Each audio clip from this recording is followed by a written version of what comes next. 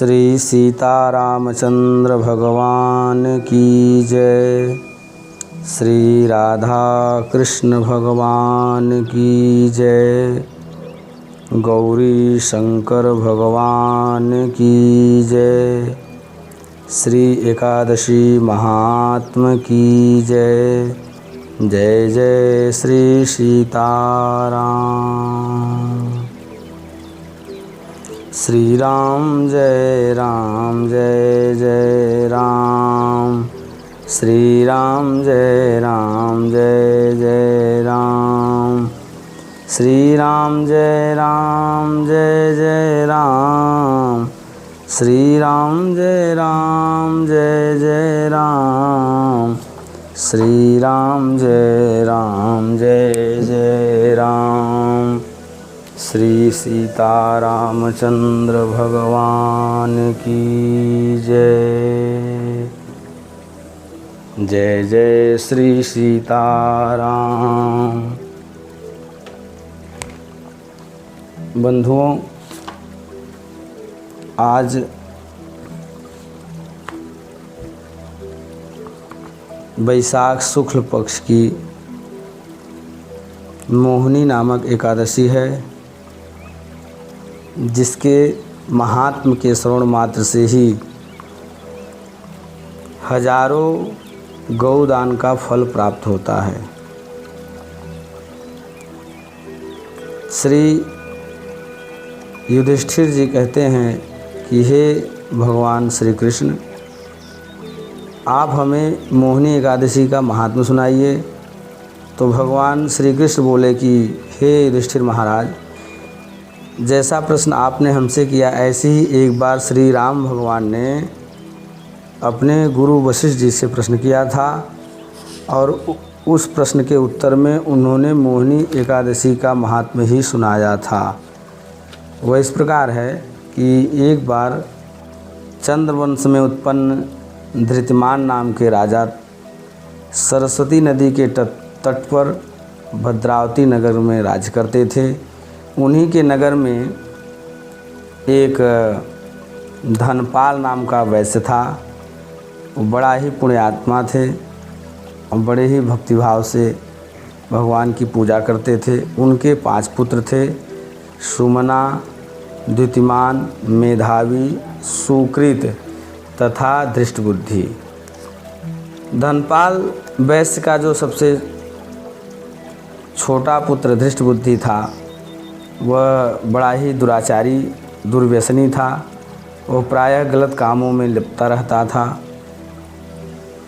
एक दिन वह एक वैश्या के कंधे पर हाथ रख के नगर के चौराहे पे घूम रहा था। पिताजी उसको देख लिए और उसके इस अपराध के कारण उसके सभी बांधवों ने उनको अपने घर से परित्याग कर दिया। घर से दूर वह दुष्टबुद्धि दर दर भटकता हुआ बहुत कष्ट को प्राप्त किया। एक दिन भटकते हुए भगवान के कृपावश वह तपोधन कौंडिन्य ऋषि से मिला। भगवान कौंडिन्य गंगा नदी से स्नान करके अपनी आश्रम की ओर जा रहे थे कि उसे देख करके वह धृष्टबुद्धि उनसे निवेदन किया, प्रभु मैं बहुत दुखी हूँ, हमारा दुख कैसे दूर होगा, आप कोई उपाय बताइए। ऋषि कौंडिन्य बोले, हे धृष्टबुद्धि, तुम वैशाख शुक्ल पक्ष के मोहिनी नामक एकादशी व्रत को करो, जिससे तुम्हारा सारा पूर्वकृत पाप नष्ट हो जाएगा और तुम पुण्य लोक को प्राप्त करोगे। भगवान श्री रामचंद्र से मुनि वशिष्ठ जी कह रहे हैं कि हे रघुवर, ऋषि कौंडिन्य के कथनानुसार उस धृष्ट बुद्धि ने वैशाख शुक्ल पक्ष की मोहिनी नामक एकादशी व्रत को विधि विधान पूर्वक किया, और जैसे ही उस व्रत को पूर्ण करके भगवान के चरणों में निवेदन किया, वह दिव्य देह धारण करके गरुड़ पर आरूढ़ हो करके सभी उपद्रवों से रहित भगवान के दिव्य लोक श्री विष्णु धाम को प्राप्त कर लिया। इस महात्म को जो कोई पढ़ता है अथवा सुनता है, बस पढ़ने और सुनने मात्र से ही हजारों गौदान का फल प्राप्त होता है। एकादशी का व्रत हर व्यक्ति को करना चाहिए, क्योंकि एकादशी के दिन अन्न में सारे अवगुण आ जाते हैं। इस दिन अन्न का भक्षण नहीं करना चाहिए। अगर हो सके तो निराजल रहें, नहीं तो जल पी करके अथवा कोई फल इत्यादि कच्चे फल को खा करके रहें, लेकिन अन्न नहीं खाना चाहिए।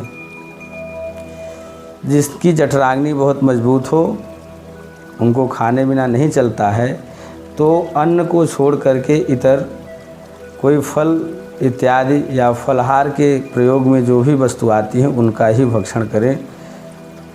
इस दिन अन्न बहुत खाना शास्त्र में निषिद्ध बताया गया है, इसलिए सभी को एकादशी के दिन अन्न नहीं खाना चाहिए।